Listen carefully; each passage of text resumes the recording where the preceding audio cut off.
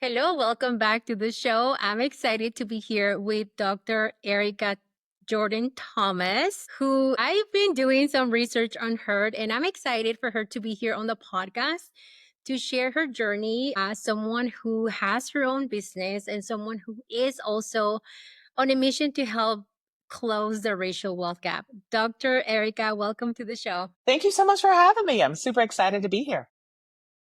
I love the conversation that we are already about to have because we have so many things in common and aligned values, as I like to say. And so for the audience that are not familiar with you, can you share a little bit like where are you tuning in from and how did you grow up and how was your relationship with money like? Absolutely.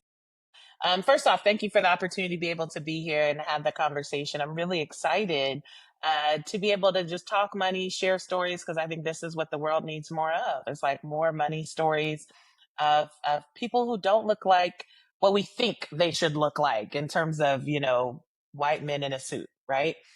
So my story, I'm logging in from Atlanta. I grew up in Columbus, Ohio. And so grew up, my mom was a single parent, me and my sister. And my relationship with money growing up was one where it was an unspoken norm that in order to make more money, you had to save money.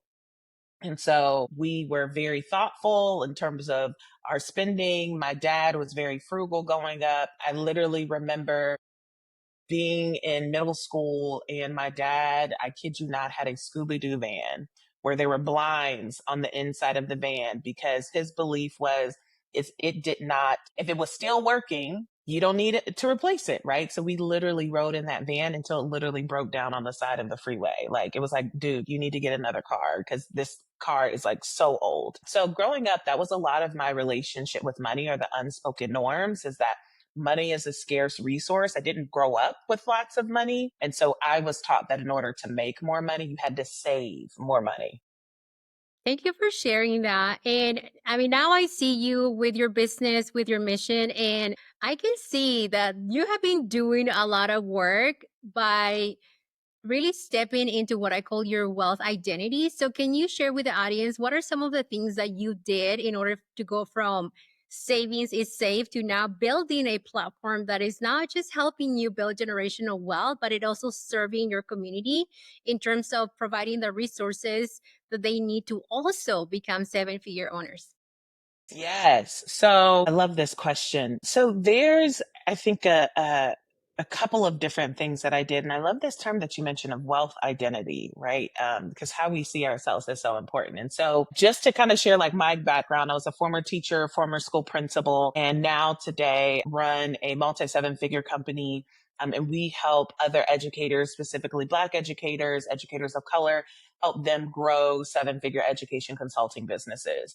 I also have a real estate company. So I have a real estate portfolio that's a couple $1,000,000. And that also just brings me really great joy in being a real estate investor. And so when I think about like what it required from me, over 15 years ago, being a first year teacher making $33,000 a year, what had to happen in order for me to now fast forward be running two companies, multi seven figures, managing a team, real estate investor. I think the first thing was just being aware of like my money origin stories, right? So I shared with you one of all of us, we are taught, whether spoken or unspoken, we're taught certain things about money. And you've got to know what your money stories are because they influence how you treat money. They influence how you show up with money. They influence the decisions you make about money. And so you've really, really got to know and understand what were the stories that you were told about money because your mindset about money influences everything. And if you don't think you have a mindset about money, you are probably that is actually the most dangerous because I find it's the people who don't think that they have a mindset about money actually have the most complex mindsets about money, right? And they just haven't been able to articulate them. So I think that's the first thing is being really clear on what is your money stories, your origin of your money stories, so that way you can articulate them. And for many of us, if you didn't grow up with money, 9 times out of 10, you were taught a scarcity story around money because that was the way you survived. You had to either hoard things, save things, rather than being taught that you could make more money. You were taught like, is that you had to save money in order to make more money, right? So I think that's thing number one. Thing number two is you have really got to assess your environment. Where, and when I say environment, I mean holistically. I mean people, places, and things. Not because most people, when they hear environment, they think physical environment or people, like who are your friends. But, and those absolutely, and also things, right? And when I say things, meaning for me, I realized that unconscious money story of if it still works, if it's not broke, you don't have to fix it. You could hold on to it. And then I looked up one moment, one day, this was back in like 20, maybe 2020. I looked up, here I was, a 30 some year old woman, and I still had things from college. I had pots and pans from college. My bedding was from college. I was sleeping in old college t-shirts. I'm literally sitting in energy from when I was struggling to afford a meal plan, My right? So like goodness.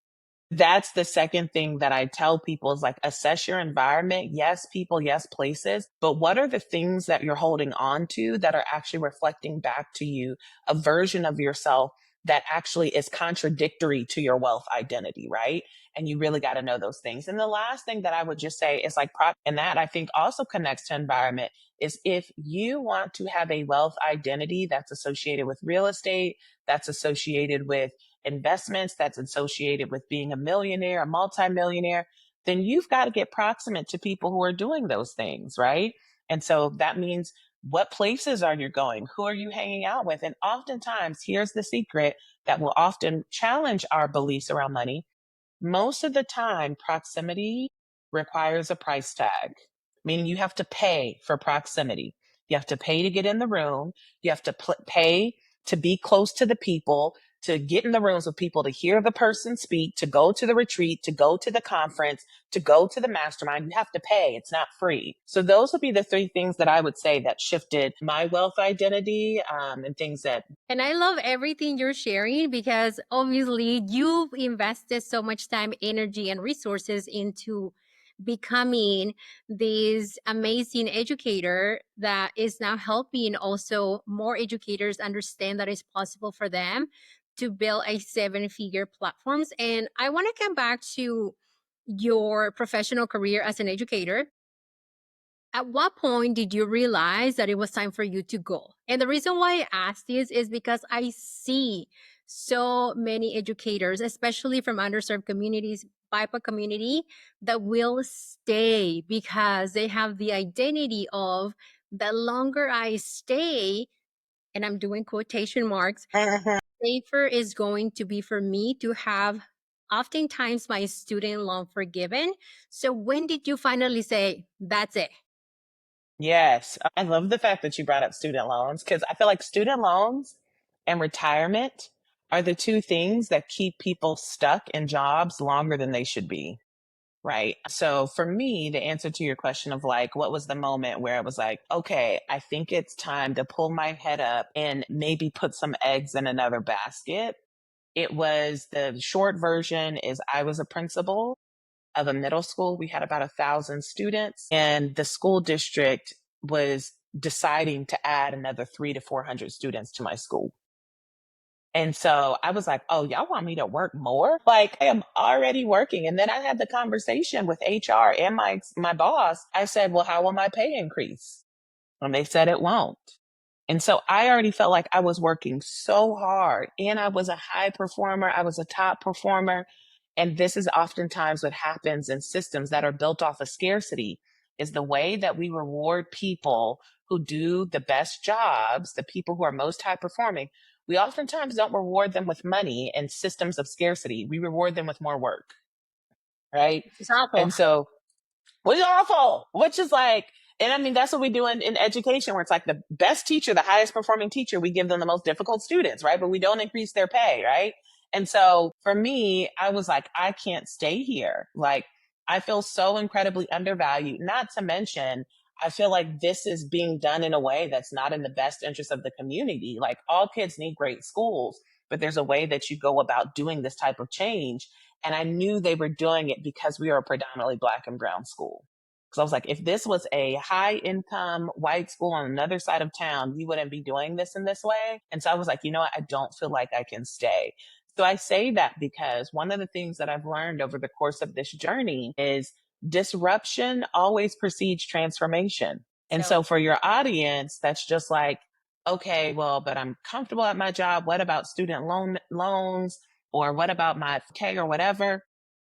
There will be a point, and you might already be experiencing it, where you feel such an immense level of disruption, and it could be personally or professionally, that you have got to move. You are being forced to move.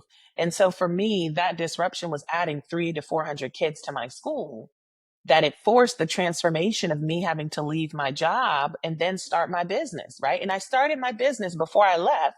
So I gave myself a runway. But I say that for me, it's always been disruption precedes transformation. And I think oftentimes the mindset shift that requires from us, particularly as marginalized people, as oppressed people in this country, we oftentimes normalize disruption.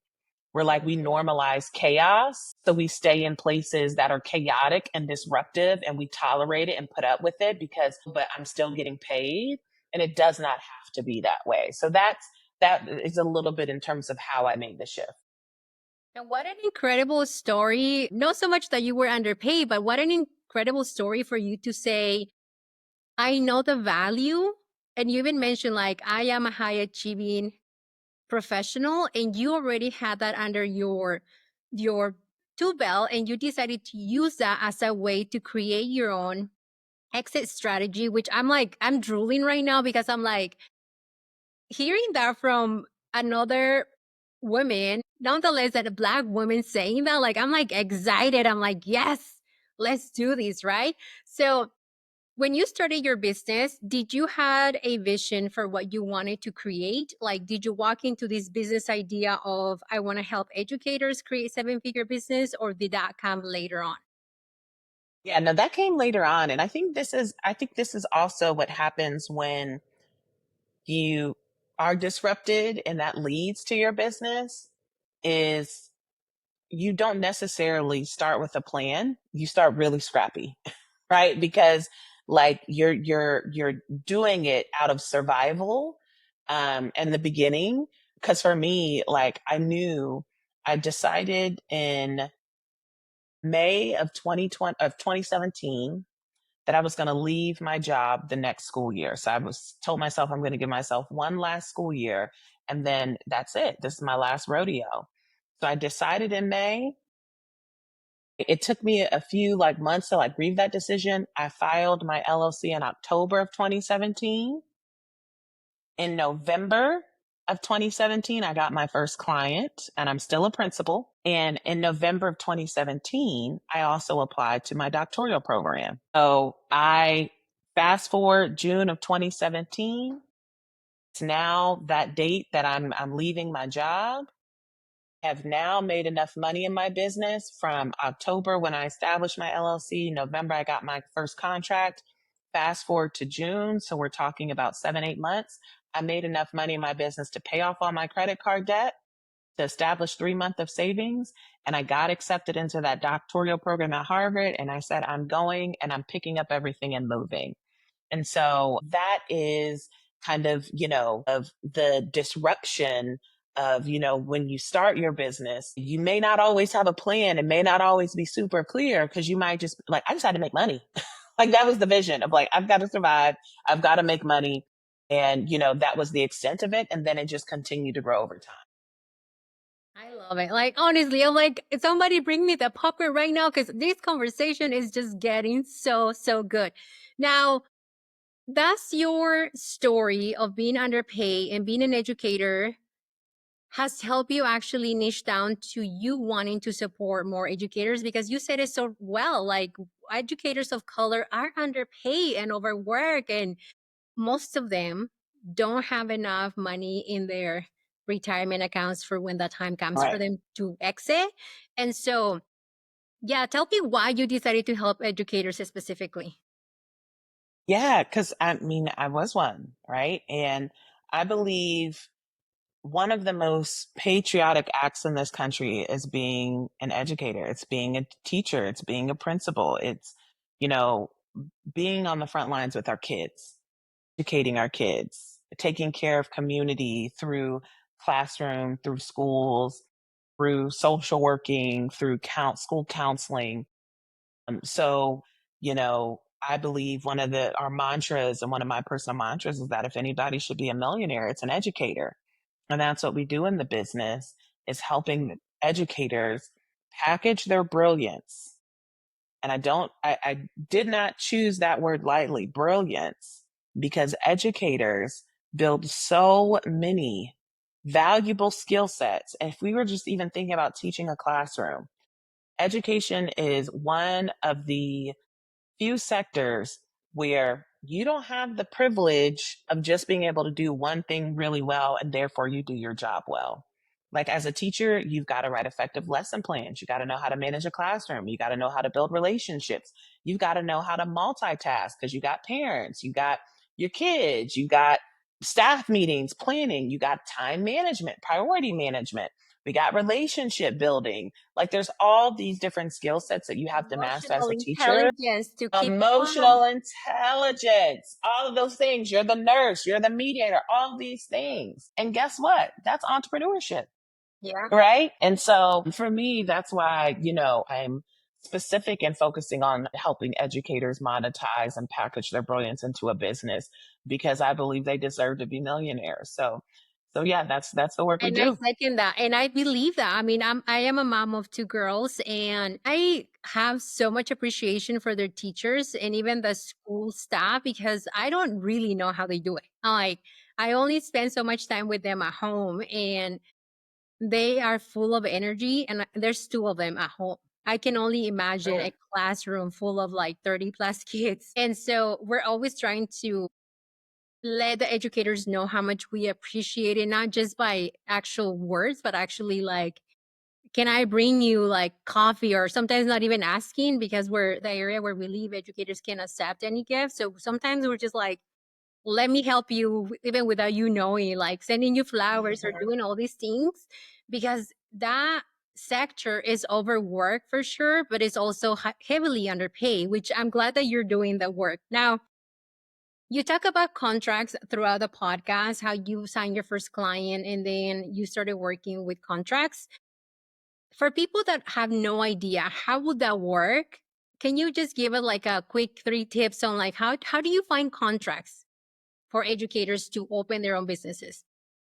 Yes. So, and I don't recall if I mentioned this when you asked me like the previous conversation of how I started. So, my business is an education consulting business. And how I started was coaching principals and school leaders. And so, my contracts were with schools and school districts, education organizations where I would do training and coaching for leaders. Right. And so, the way that we teach our clients is that your first couple of six figures is actually sitting in your network. It's people you know. It's your last supervisor. It's your girlfriend who's now a principal or she's the director of curriculum instruction. It's the person that you did your master's program with that's now a principal in the neighboring school district.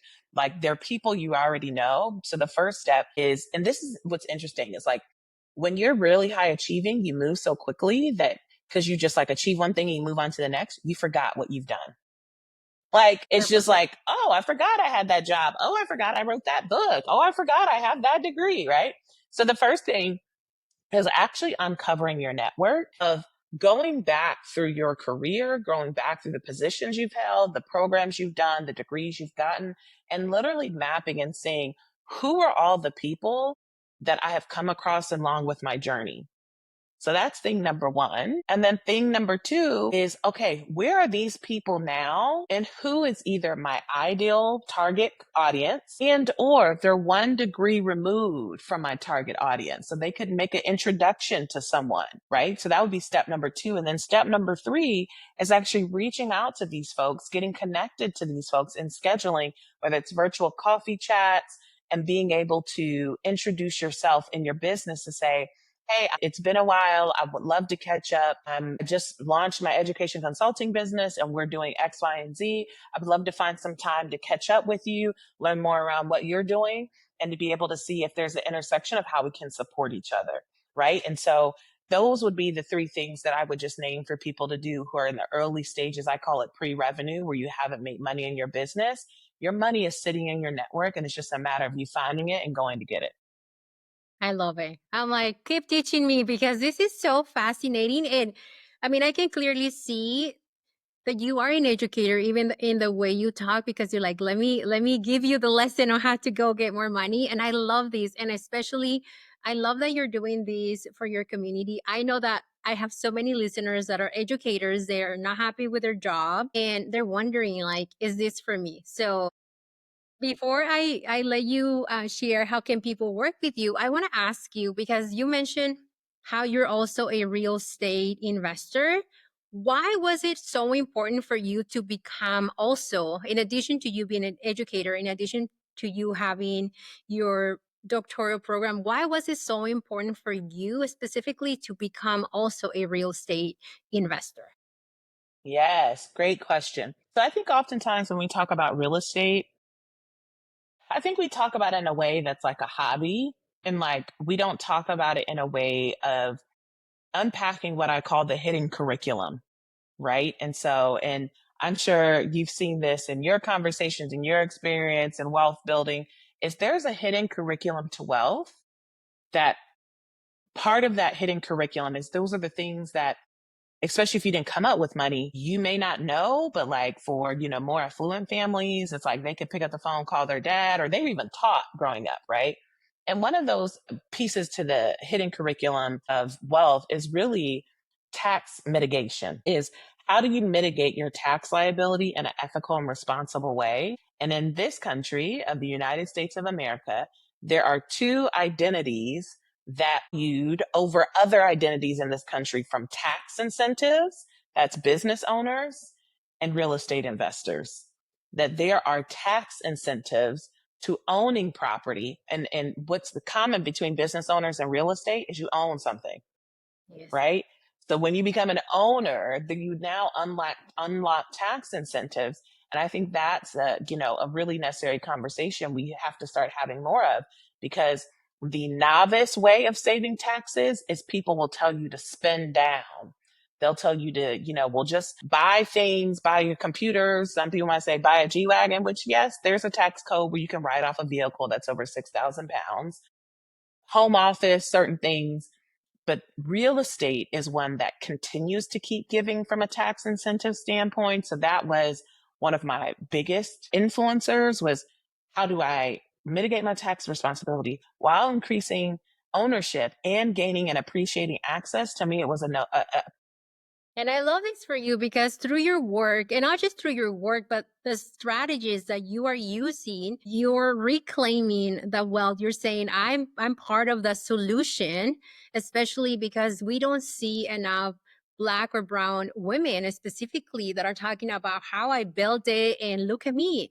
I'm using the legal strategies to build generational wealth and kind of get out of the rat race of always working hard for money. So I love this for you so, so much. Now, you're probably busy, and I do want to ask you this question specifically because I know that Black women often struggle, and also Latina women, with self care. How do you incorporate self care into your well building journey? I want to know. Give me the details. Yeah, yeah. So first off, I think it's having the right expectation, because I think sometimes, disappointment is when expectations don't meet reality, right? Where, I think first of it, it's really knowing what season are you in and aligning your expectations to that. And so I think oftentimes as women, we mislabel our seasons. And the reality is you get to choose, right? Where if this is your mom season, play the hell out of your mom season, right? If this is your building and scaling a company season, play the hell out of building and scaling a company. If it's I'm a caregiver season and I have to take care of my aging parents, play the hell out of that season, right? So part of it is knowing that there are seasons to business, there are seasons to life. What season are you in? And for me, I am in the building and scaling my business season, right? So because I know that I have to be able to adjust my expectations or define my expectations for that season. And for me, I'm not going to sacrifice myself for anything, right? But to be clear, I don't have this pretty cookie cutter schedule of this is, I work 9 to 5 on these days, and then I go for a jog and a brisk morning walk.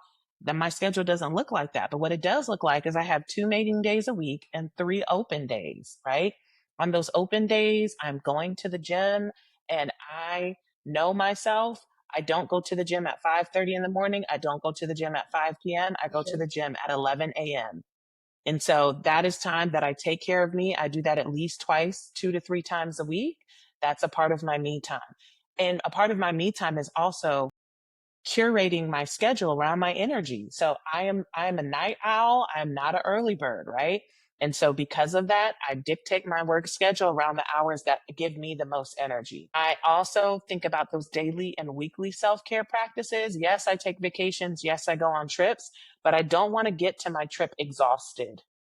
Mm. That like that's I want to get to my trip and it feels like a treat rather than it feels like recovery, right? And so that's where the daily and weekly practices of how do you take care of yourself along the way are really important. And for me, that's how I curate my schedule. That's how I have me time. That's how I protect my me time. I keep my phone on do not disturb so my phone does not ring. I will decide who I talk to and when. I don't like people feeling like they have immediate access to me, right? So those are just a couple of the things that I do to be able to take care of myself. And I love that, especially after leaving an environment where you have to be available for everybody, right? There was no let me put my phone or my computer or lock my door on do not disturb. So I really love this for you so much. Thank you so much for coming to the podcast. Now, where can people find you and how can they work with you? Yes. So you can find me on social media platforms. I mostly hang out on TikTok, Facebook, and Instagram. My Instagram and TikTok handle is just E_Jordan Thomas. So my last name without the hyphen. E_Jordan Thomas on Facebook. If you just search ericajordan-thomas.com, I also have a verification badge, so you know it's me. So you can connect with me there. We do a 5-day, 7-figure business school, and that's a great way for folks to work with us of being able to spend 5 days. It's all virtual. I teach every day for 5 days. So folks being able to register for that is completely free. So if you hit me up on social media platforms, you'll see it either linked in my bio or just DM me and I can send you the link. I love that so much. Thank you for sharing. I cannot wait for you to continue to help more educators. And one last question, and then we will say bye. But what is your definition of wealth? Ooh, my definition of wealth is choice. It's the privilege to choose. I get to choose what I say yes to, what I say no to, what I give my time to, where I want to go, what I don't want to go. I think the opposite of wealth is feeling like you don't have a choice, like you have to do something where the choice is decided for you. So that's for me what's really important. What I always strive to build is my ability to always choose. And I love that. Thank you, Dr. Erica Jordan Thomas, for coming to the show. And Mujeres, make sure you give her a follow. Check the show notes to get connected with her on her Instagram. And I will see you all next week. Bye.